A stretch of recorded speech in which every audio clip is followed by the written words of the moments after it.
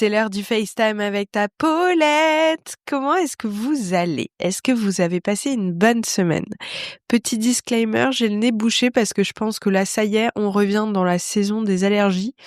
Donc voilà, tout va bien, je suis pas malade, j'ai juste le nez bouché, ce qui rend cet épisode peut-être un poil moins charmant. J'ai plein de choses à vous dire cette semaine. J'ai trop envie de papoter avec vous. Je suis trop contente de cet épisode-là. La première chose que je veux vous dire, c'est de vous remercier pour vos retours super positifs sur le dernier épisode.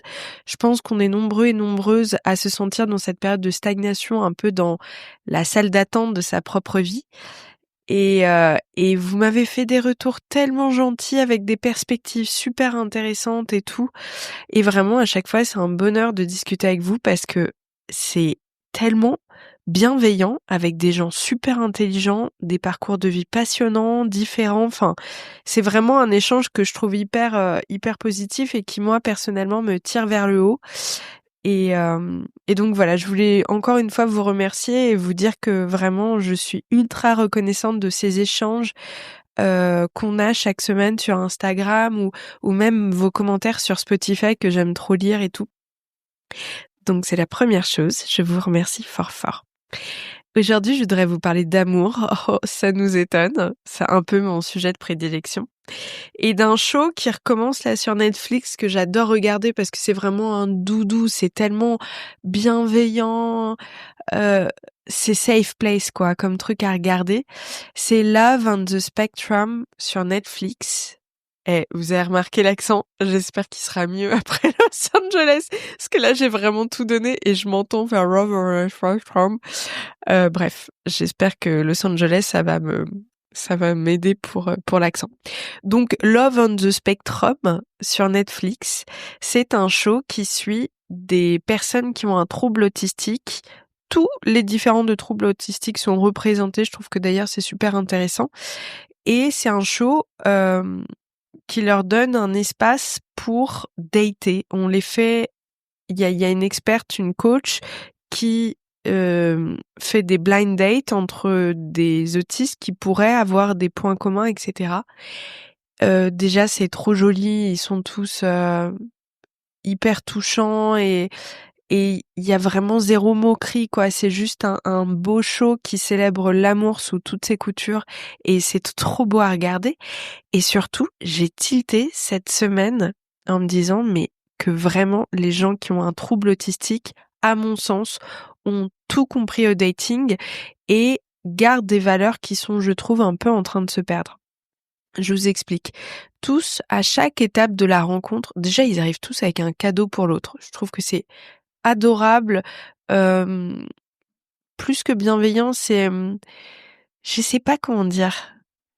Je trouve qu'il y a déjà une volonté de montrer à l'autre qu'on a envie de prendre soin de lui, le chouchouter, que la rencontre n'est pas anodine pour nous. Ça me plaît beaucoup et souvent c'est un cadeau en lien avec leur propre passion personnelle, donc ça leur permet de montrer un peu qui ils sont à travers un cadeau qui va faire plaisir à l'autre, qui va montrer son intérêt à l'autre. J'adore l'idée, vraiment. Moi, je trouve que les cadeaux, depuis toujours, hein, je m'en fous. Enfin, un sac Dior, je dis pas non, hein, évidemment, mais pour moi, c'est tellement l'attention qui est la plus importante dans un cadeau. C'est est-ce que la personne y a réfléchi? Est-ce qu'elle a mis du temps? Est-ce que, vous voyez ce que je veux dire?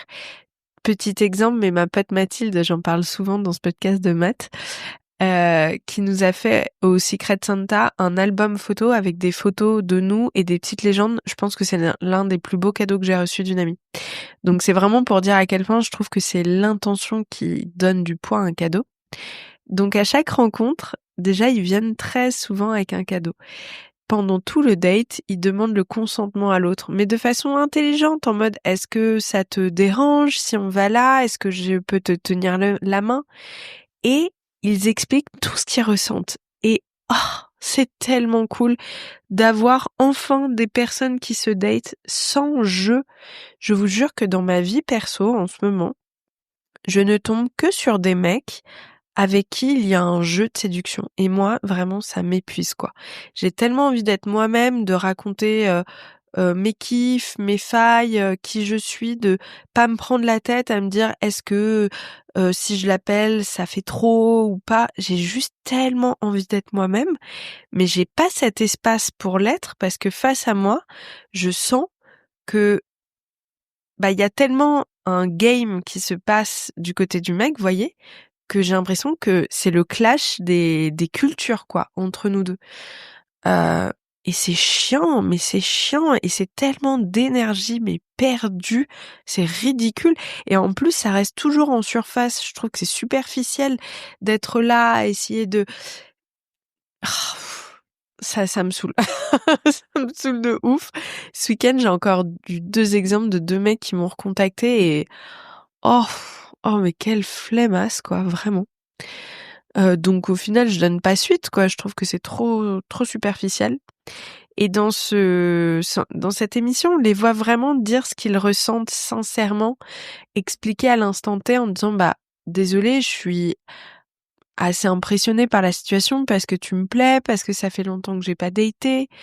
Raconter qui ils sont, quels sont leurs points communs, demander à l'autre tous ses centres d'intérêt pour voir ce qui match et ce qui matche pas. Et moi, j'ai réalisé que lorsque j'allais en date, on rigole beaucoup, on parle de soi, certes, mais il n'y a pas forcément cette volonté de chercher quels sont les points communs avec l'autre. En tout cas, c'est pas conscientisé. Et dans ce show-là, les personnes autistes ont vraiment ce rapport à ça que je trouve mais génialissime et franchement, ça fait réfléchir à sa propre manière de dater et ouais, c'est un super show, Love on the Spectrum sur Netflix et je vais rebondir avec quelque chose d'autre. Franchement, c'est un peu pathétique de dire ça, mais c'est la vérité. Pour une fois, une resta m'a fait réfléchir à ma propre situation amoureuse. Enfin, c'est pas que c'est pathétique, mais c'est que j'ai jamais eu besoin d'avoir, un modèle de célébrité qui vive la même chose que moi pour me sentir bien dans ma peau, vous voyez? Même si je trouve que la représentation dans le cinéma et cetera est ultra nécessaire, ça c'est sûr. Mais par contre, je me suis jamais, sentie connectée, à une, Paris Hilton quoi, voilà. Sauf que en ce moment, on parle énormément du couple Selena Gomez et Benny Blanco. Pour rappel, Selena Gomez, après son ex toxique Justin Bieber, elle est restée plus ou moins 5 ans célibataire. Elle a eu quelques histoires, mais assez courtes. Et elle a vraiment pris le temps, non pas de bien vivre son célibat, mais de trouver une vraie bonne personne. Une personne qui la comblerait émotionnellement, qui serait mature, euh, avec une vraie intelligence émotionnelle. Et la manière dont Benny Blanco parle d'elle, je trouve ça exceptionnel parce que c'est pas juste un mec qui la met en valeur, ce qui serait déjà très mignon, hein, mais ça, on peut faire dire tout et n'importe quoi à une célébrité en promo. Honnêtement, c'est pas parce qu'une personne va saucer l'autre en public que dans le privé, c'est une bonne personne. Parfois même, c'est tout l'inverse. Moi, je connais des couples en public. Vraiment, on a l'impression que la meuf, c'est la 8e merveille du monde pour le mec, alors qu'en privé, c'est des mecs qui dénigrent énormément leur nana et qui sont assez jaloux. Moi, d'ailleurs, ça m'est arrivé par le passé, un ex qui disait en permanence qu'il était hyper fier de moi et de mes réussites, etc. et qui faisait que de me casser en privé en disant que je le faisais pas rire, que j'avais pas de goût en termes de fringues, enfin que des conneries comme ça quoi. Donc ça, je sais que c'est pas forcément quelque chose sur lequel réellement s'appuyer. En revanche, ils ont fait plusieurs podcasts ensemble durant lesquels, lui, il fait part de ses réflexions sur le couple, sur la manière de communiquer, etc. Et là, tu te dis, ok, le gars a non seulement vraiment travaillé sur lui, ça se sent que c'est un gars qui est allé en thérapie, qui a travaillé sur ses propres schémas dysfonctionnels, etc. Mais en plus, il a une vraie intelligence de la vie à deux. On sent que c'est un couple qui est très équilibré, avec une vraie compréhension des limites de chacun et de comment prendre soin l'un de l'autre. On sent qu'ils en ont discuté des heures et qu'ils ont surtout cherché l'un et l'autre à s'améliorer pour faire mieux vivre leur couple. Donc ils pensent de manière individuelle, mais également à 2 et je trouve que c'est magnifique à voir et surtout ça me fait me conforter dans l'idée que je fais bien de prendre mon temps, réellement prendre mon temps pour trouver la bonne personne pour moi. Je m'entends sur la bonne personne. Je sais que le prince charmant n'existe pas. Fait chier, hein, d'ailleurs, parce que j'adorerais. Mais la bonne personne pour moi, c'est une personne avec qui réellement je me vois vivre un couple sur la durée, être un couple avant d'être des parents, mais aussi, vous savez, il y a une expression qui est hyper intéressante sur les hommes qui ont très envie d'avoir une femme et des enfants.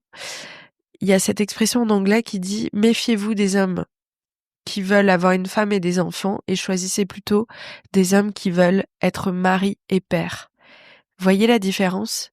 Au lieu d'avoir un statut, d'avoir quelque chose finalement d'assez matériel, ils veulent être pour l'autre. Et moi, c'est vraiment ce que je recherche. J'aurais pu déjà avoir des enfants et une bague au doigt.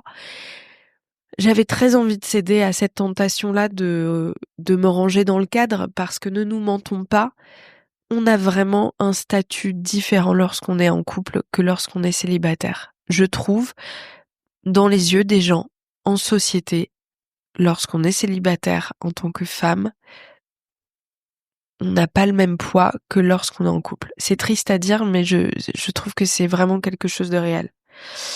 Et donc j'ai plusieurs fois vraiment eu envie de céder à ça, à cette envie, à ce rêve, en voyant bien que la réalité, ne correspondait pas vraiment à ce que je méritais ou à ce que j'avais envie d'avoir émotionnellement parlant.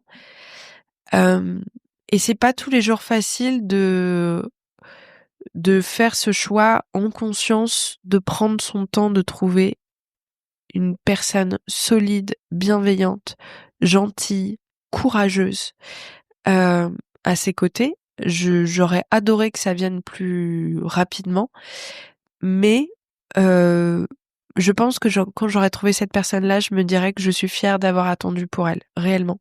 Parce que je vois vraiment autour de moi des couples, et c'est assez triste, des couples qui sont ensemble juste pour le regard des autres, par peur d'être seuls, etc. Mais qui sont finalement dans une grande détresse. Parce que eux-mêmes sont à côté de leur pompe et voient leur vie défiler alors qu'ils sont pas tout à fait au bon endroit. Et ça me redonne un peu d'énergie, une sorte de boost de voir cette Selena Gomez qui a attendu 5 ans avant de trouver le bon. Et quand tu vois le joli couple qu'elle forme aujourd'hui, ouais, ça motive. Alors je sais que dans un épisode précédent, je vous avais parlé du fait de pas se fier aux réseaux sociaux, notamment avec Chiara Ferragni et son ex Fedez, c'est certain, et peut-être que Selena Gomez est dans la même posture, mais en tout cas, ils ont une réflexion tellement intelligente et tellement pertinente sur le couple que n'avait pas du tout Fedez, qui était très très gamin en fait dans cette télé-réalité, très ouin-ouin, très moi et mes démons, il faut prendre soin de moi, très autocentré finalement, que j'aurais tendance à plus avoir confiance dans ce couple que forment Selena Gomez et Benny Blanco. En tout cas, quoi qu'il arrive, ça me motive à continuer à patienter gentiment que la personne que mérite mon cœur, voilà, se présente à moi. Et parfois je me dis putain, mais si ça se trouve le gars en ce moment même il est en couple, il pense qu'il va faire sa vie avec sa meuf et que moi je suis en train d'attendre qu'il rompe quoi. Putain mais mec grouille-toi en fait, merde.